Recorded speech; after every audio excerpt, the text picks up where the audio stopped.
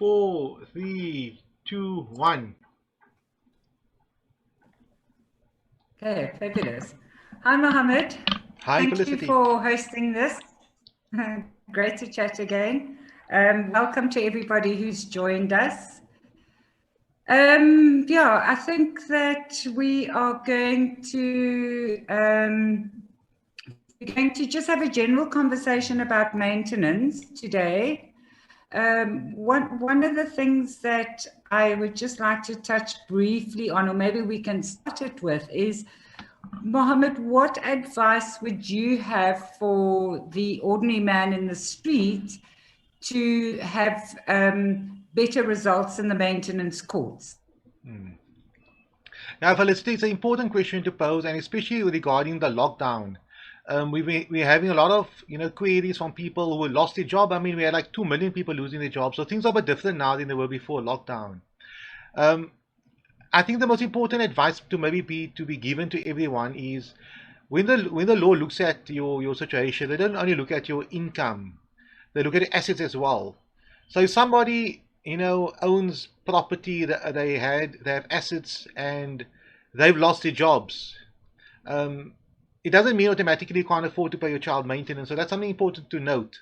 But the advice I have to everybody is please, make sure that you have adequately assessed your situation. Truly that you cannot afford to pay the child maintenance which you are ordered to pay. Relook the matter, look at what other possibilities you have. Can you cash some policies? Can you do something? Can you sell something? Things have changed now. We have to look at things beyond your income only because people do not have the income they used to have. We need to look at other things as well. Does that assist you a bit, Felicity, on that issue?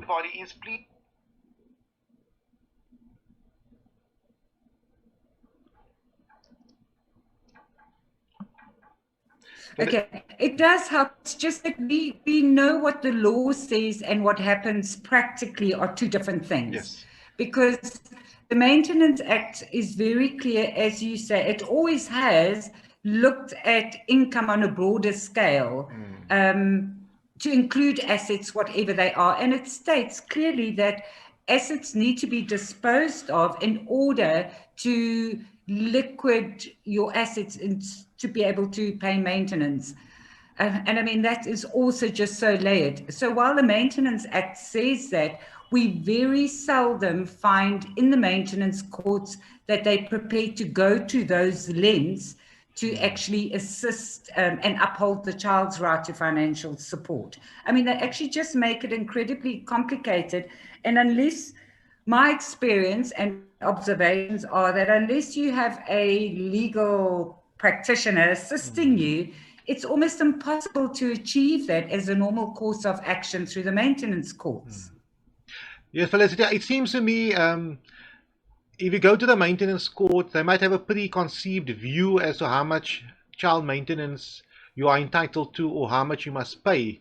So if you go to maybe a richer area, let's say you live in Camps Bay, Cape Town, they presume you earn a bit more money, and therefore the maintenance courts in those areas will most probably, have a set figure. We allow so much maintenance. When you go to a poorer area, and they'll most probably think, no, man, for you, maintenance will most probably be maximum 500 Rand because we don't give more than 600 Rand or 700 Rand for any child in the specific area. I'm just using general figures here. And Felicity, it's a concern I have because it seems to me that the maintenance courts sometimes do not do their job. The obligation is not to give maintenance as to what the other party is claiming or what the other party is offering.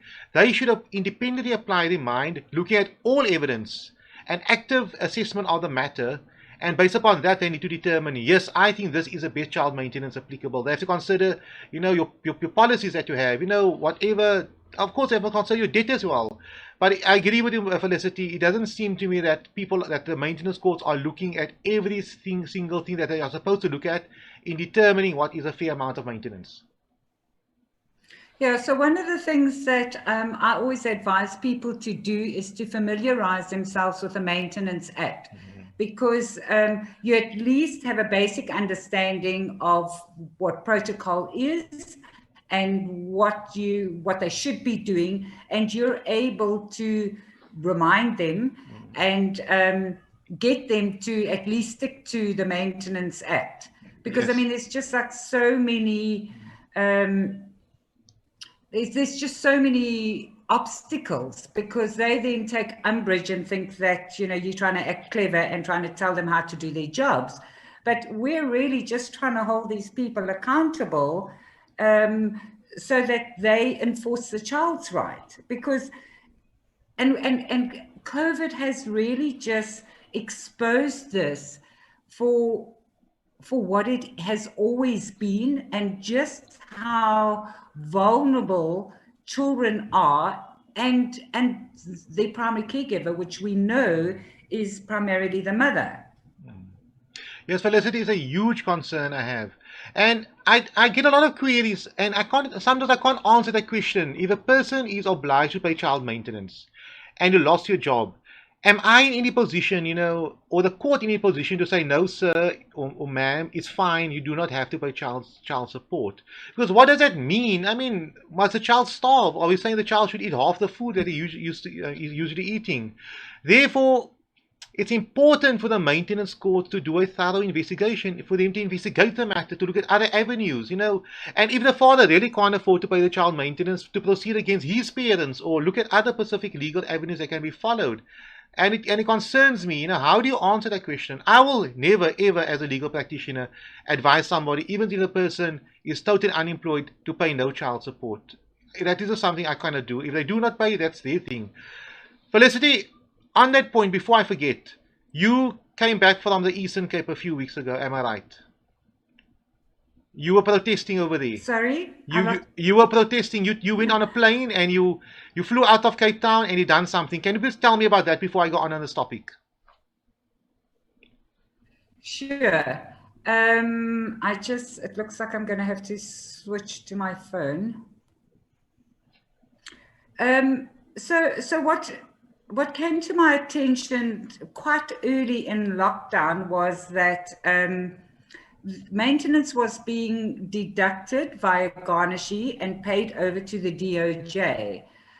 And they then supposed to pay it over to the beneficiaries. But it was becoming problematic with the amount of women that were affected, in that the money was...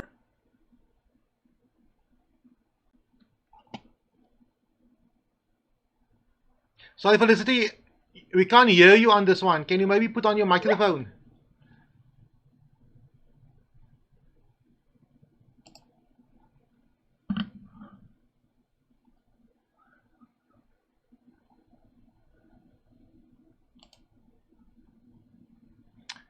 Sorry, Felicity, we can't hear you.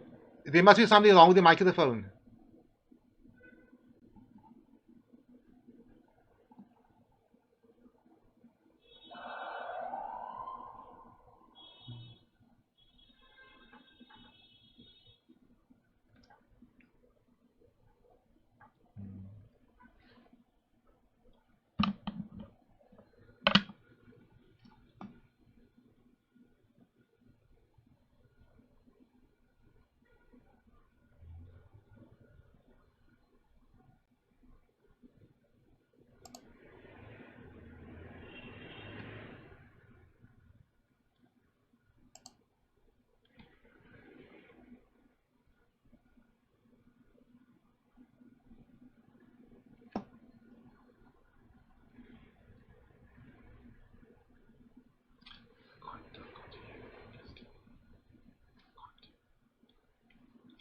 Felicity, I can't hear you.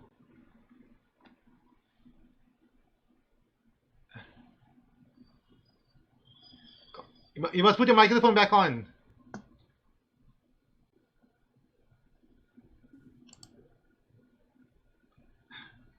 We couldn't hear anything for the last 2 minutes when you change cameras. So your micro, I can hear you now. I can hear you now. Can you hear me? Yes. Okay. So Felicity, you must start all over again. What happened there? Please, sorry about that. Okay. It came to my attention that money was being deducted from the father's salaries by a garnishee order, and it was just lying in the DOJ bank account. And women were going to the court, and well, first of all, they were a bit frustrated at the beginning of lockdown, but as things started easing up and more courts were functioning a bit better, women were just given the runaround. They were told so many different stories. It was the system that was down, they were offline, the system crashed, and this went on for months.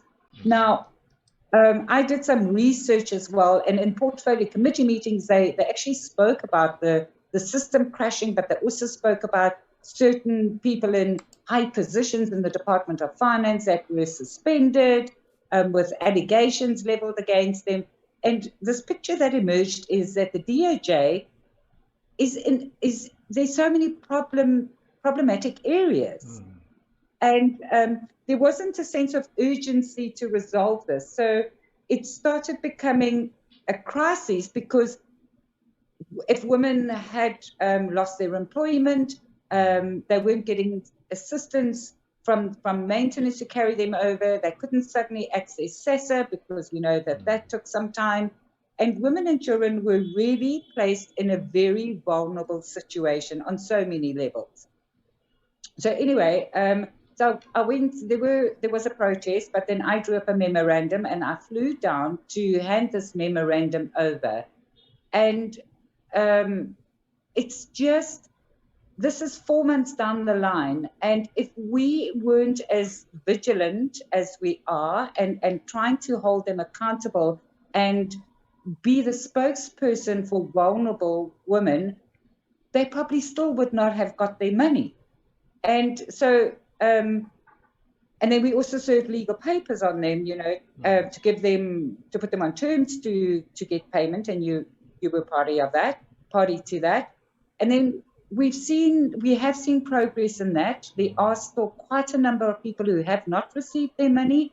And the strange thing is that the stories, so there was a woman who has not received her money for months, and they told her that, oh no, the money was paid to another woman in some other province, and she must just hold on while they sort this mess out.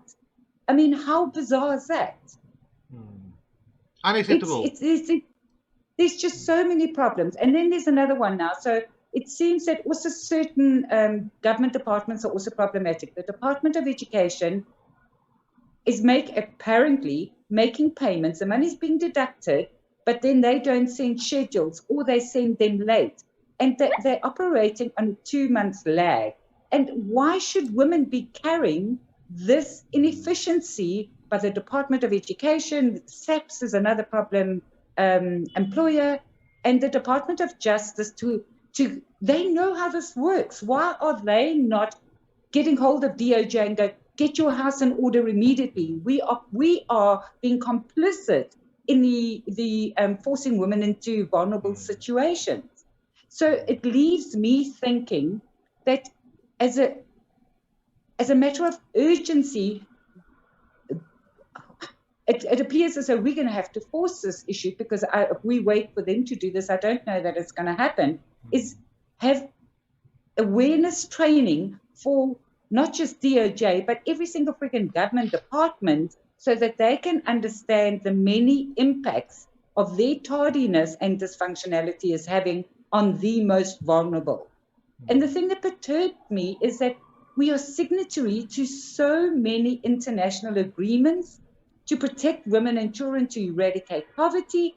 How do we do this if the very people that are supposed to enforce this are completely...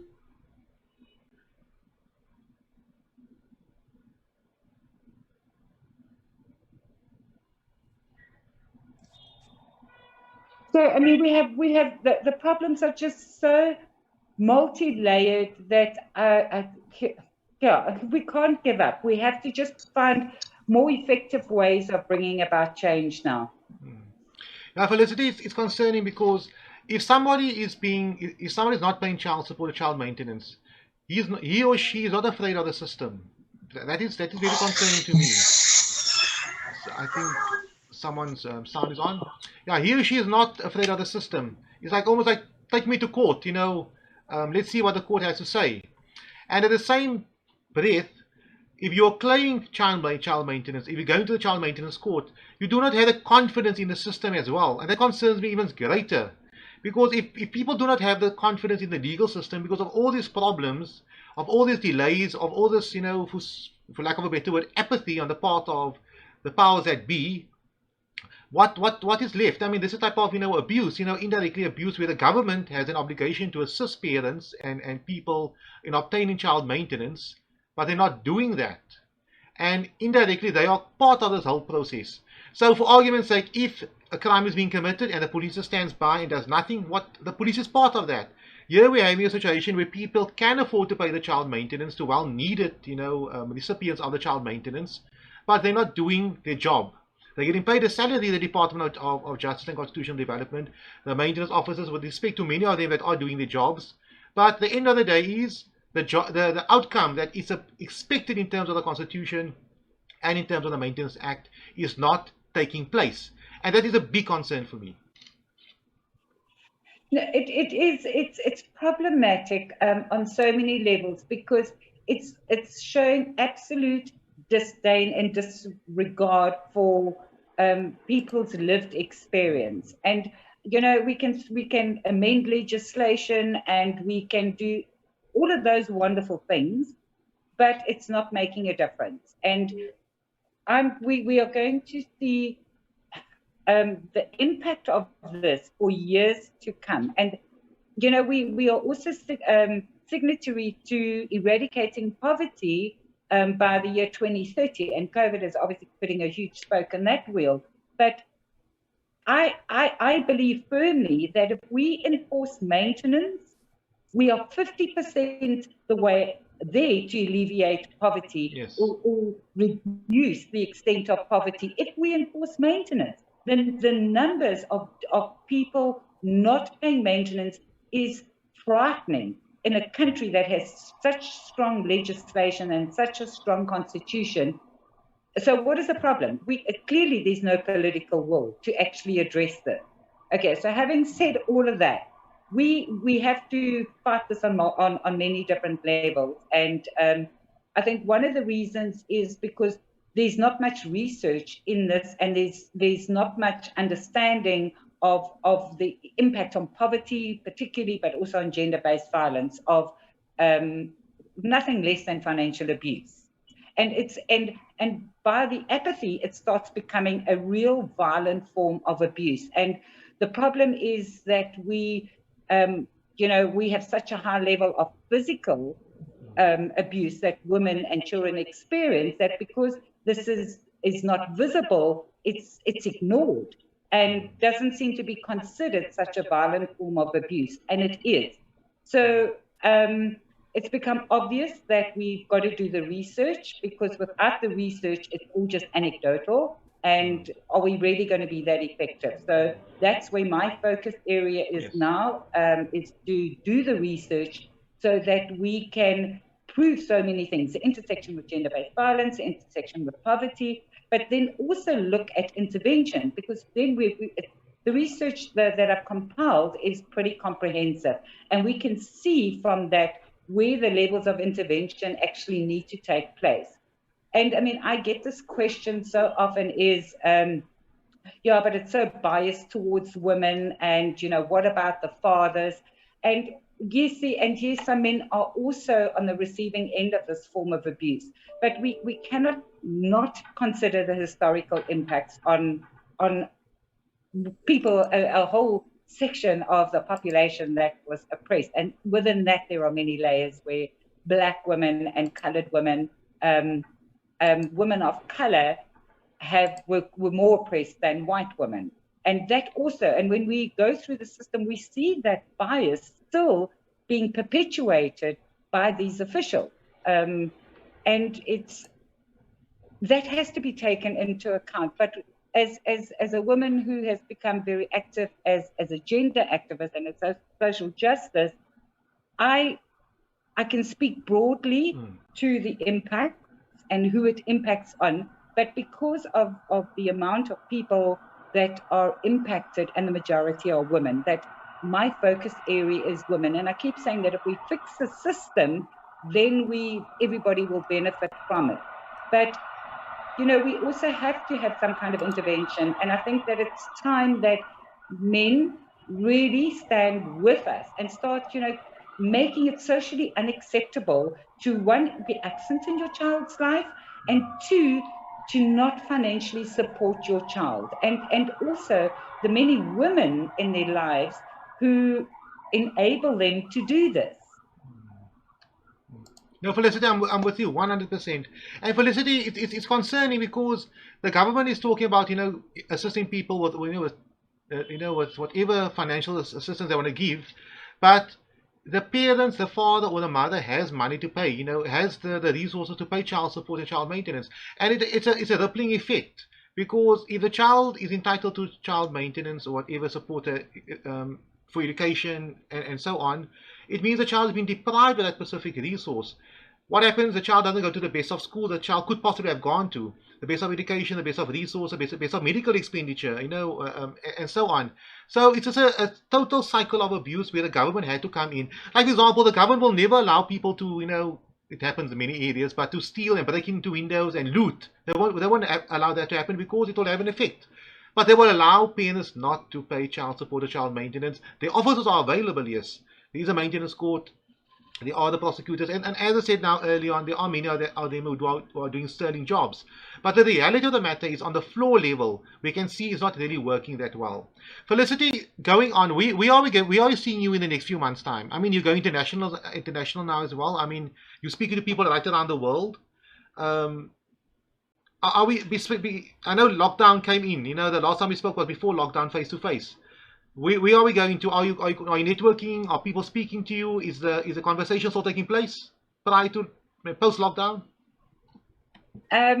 Yes. Well, my network has certainly been extended, and it's the caliber of people that I'm networking in or networking with is becoming more effective. So I am in direct contact with the Director General of the Ministry of Women and Children and People Living with Disabilities. I have direct access to her.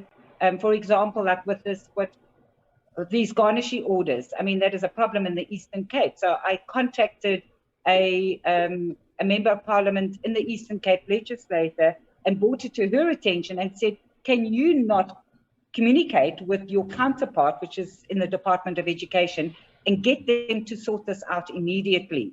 So, I mean, I have access to certain levels that, we can share the story, but I still can't make them do anything. But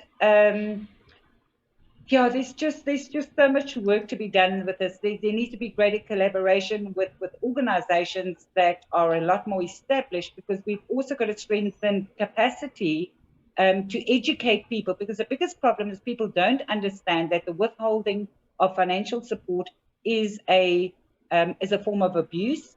But it's so normalized because historically women have just got on with the job and raised children. And we need to break the cycle and interrupt this normalization that women are superheroes. We hear men saying, my mother was a single mother and she's my hero.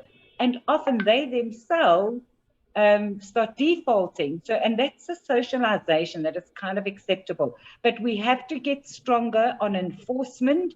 And there again, we have challenges because it does have it is a criminal offence. But we know that is, if you don't appear in court, it's not adhering to a court order, it's violating a court order. But they don't want to criminalize maintenance defaulters. One, they don't have the capacity, but they just don't. So if that is what is going to be a deterrent, then we need to start enforcing so that it becomes a deterrent. As you alluded to earlier, people know that they can default. They're not asked to provide. If it's a criminal process, and why is the admin not being adhered to in the courts? Why is there not enough evidence, financial inquiries? Why are they not collaborating or partnering with the Department of Labour to really check if these people are not employed? Why is there not law reform to be able to access assets for people who are self-employed a lot quicker, because we can't garnish their salary? There's a whole lot of loopholes that are being flouted. And the worst thing is, and this is where you see it as a form of abuse, is the defaulter gloats about it. And he taunts them and says, take me to court. You won't get a cent out of me.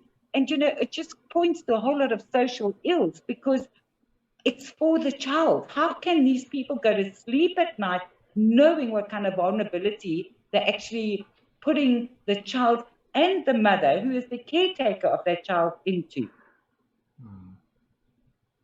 And I think we also, yes, it's in our constitution, people have a right to legal access to legal assistance. But we have to also interrogate that whole system where legal practitioners know the loopholes, and they themselves, by proxy, form part of this whole perpetuating, avoiding, and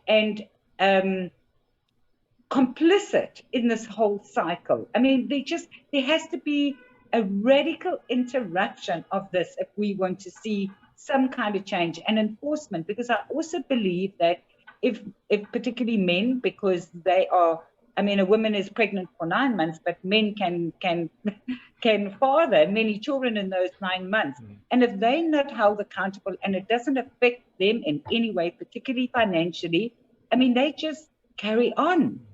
And again, so the burden becomes more on the women. Her studies become interrupted. Her job opportunities are interrupted.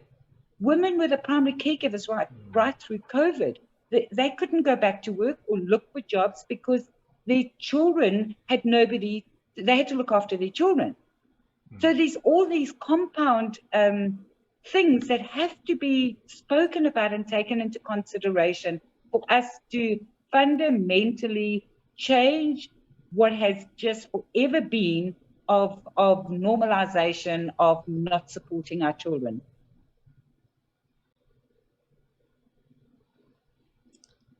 Sorry, Felicity, I was just pondering for 1 second. Felicity, I'm listening to you, right? I see the passion, I see the hard work you're putting into the specific operation. I know no one else in the maintenance fraternity that has that type of energy and that type of zeal. I mean, you quickly to get onto a plane, you quickly to go protest, you quickly to stand with the masses, stand with the people, and we need more of that energy from other people. I mean, if government can have half your energy, I'm certain this whole maintenance issue would have been long time eradicated and come to an end. Felicity, I think we just ran out of time now. I think we should have this video webinar again next week sometime. I think we have a lot of people watching it live. I think maybe next week we can deal with something more for the people, something more concrete to assist people in sorting out these issues. We know many people, they approach a maintenance courts, they are of some use and sometimes are not of much use. And maybe me and you can put our heads together and try to find a formula or solution for these for people who are complaining about non-compliance with maintenance orders, and educate them so at the end of that webinar, people can be a bit more informed, a bit more enlightened about the maintenance process. If government won't do it, I'm certain me and you can assist people in doing that. Felicity, what do you think of that? No, I think that's a great idea. I think that what we need to do is go through the Maintenance Act and pull out some basics that women can really familiarize themselves with, and go through those things so that they're equipped when they do approach the maintenance court, that they can stand with conviction in understanding the act and how to enforce it. Yeah, one interesting thing, and many practitioners, even attorneys and magistrates as well, they do not know that if there is no maintenance order in place, you can ask the court to make a maintenance order, backdate the amount of money owed to you from the birth of the child, or even laying expenses as well. And very, very few maintenance officers, magistrates, and legal practitioners know that if the child is 10 years old and the father never paid any child support for the last 10 years and there's no maintenance order in place, or never married to the father, etc., you can approach a maintenance court to make a maintenance order going forward from 10 years old till 18 or whatever the age is, and also for him to pay a contribution towards your expenditure since the birth of the child. And if it's, for argument's sake, 1,000 a month you spend on the child, then he must pay you 120,000 rand, because that is what you actually have incurred for the minor child. So we need to educate people about these things, and I'm certain the maintenance courts won't bring it up on their own. And also, one thing, example, the maintenance court will mention you can go against his parents, or you can garnish his certain salaries, etc. So if the people are educated, and when they go to the maintenance court, they will get a better result. Felicity, that's all from my side. Okay, so funny you said that, because I had this exact conversation with a mother yesterday, because there's a growing number of children that are born into relationships that they were never married. And I said to her, you can claim back maintenance, but the problem again that we have is they do, the DOJ and their staff, one, they don't know, and they don't have the will or the inclination, because it's too much work for them. Yes. And that has to change. We need a paradigm shift. Felicity, yes, a huge... I agree with you 100%. Felicity, we have a question that has been posed live on Facebook and on the group. It says, my son's father is in arrears, but now I don't want to fight for arrears, but I want financial and emotional support towards my son, as he doesn't even know his father, because the father doesn't want to give him that time to spend with him. So Felicity, I think we, on principle, we have to answer the question. The problem I always had for many years practicing as a legal practitioner is, how do you force a parent to actually love a child and to be part of a child's life? I think there were some court cases previously when some celebrity was approached, was taken to court, forcing that celebrity to, be involved in a child's life, and the court basically said that you can't do something like that. I mean, how do you force a father to love a child? So if the mother approaches the court and say, magistrate, judge, please make an order in place that my child should spend 5 hours a day with the father every second weekend. If a parent doesn't want to do that, I don't think the court can really force that, because another person might neglect the child, etc. That was another concern I have, because this whole attitude, the whole ethos needs to change. People need to start, respecting the opposite sex. People need to start respecting the needs of a child, and be, and know that, you are a parent, you have a responsibility towards a child. Whatever problems you have with the mother or the father, that's between the two of you. So for the specific person that put this comment here on Facebook Live, unfortunately, it doesn't seem to me that the law can do much in making someone wanting to partake more in a child's life. The best the law could possibly do is a person must pay more child support for the time he or she is not spending with the child, because the child is more time with you. But I would maybe advise you, approach a children's court, lay a complaint, a possible complaint, to the children's court, stipulating you'd like to maybe have a parent plan entered into, etc., and they can call the father in. And hopefully that way, if a social worker gets appointed, the matter can be resolved, and there can be some discussions. Usually, many of these things cannot be resolved because the parties are resolving it on their own. They're sitting on the same table. But if you get a third party on board, sometimes sense is, put into the pot. Felicity, that's on my side. Anything on your side? You want to add to that? One of the things that I've also been talking about for some time is that I believe quite strongly that when couples separate, that before who cannot resolve these things amicably, that they should go for counseling. Because if we interrupt the conflict or the incorrect socialization or thinking and beliefs at an early point, we can have a greater impact. I mean, people like Social Development, and there's some amazing organizations out there, particularly men-led, that are trying to change this whole behavior, learned behavior and accepted behavior of wanting to be involved in their children's lives. Because, I mean, unfortunately, we start generalizing, and there are amazing men out there who step up to the plate, but we need more of this kind of intervention at community level, so that we encourage or for them to be involved in their children's lives, because we have to break this. I mean, we really are a fatherless nation and a single-headed household. I mean, over 60% of children. Those stats are pretty scary, and these stats are 4 or 5 years old. We've seen them increasing. That, from a strategic point of view, government should really have intervened a long time ago, because otherwise we're going to keep putting band-aids onto these seeping wounds that we're dealing with. And the courts can only do so much. That is the truth. But with the pressure and the burden, it has an emotional, psychological effect. And as much as we try and shield our children, they are aware of it. No, Felicity, I agree with you 100%. Felicity, we have one quick question. I think we're running out of time. I'll just read it quickly. Why does it feel that the father has more financial accountability towards the child than the mother? In such cases, the father always has to declare his financial status to be transparent with the financiers, whereas the mother does not need to do that. Let me go further. That transparent with the finances at the maintenance court. I would beg to disagree with that. Maybe under your circumstance, in your case, that is the facts where the maintenance court maybe wants to get more from the father. In many cases, I get complaints that the mother says that why does the court doesn't want only wants my information, not the father's information. That is a query, a legitimate query. Bring it up with the maintenance court or the maintenance officer. But the obligation is you don't look at the mother or the father only, you look at both of them together.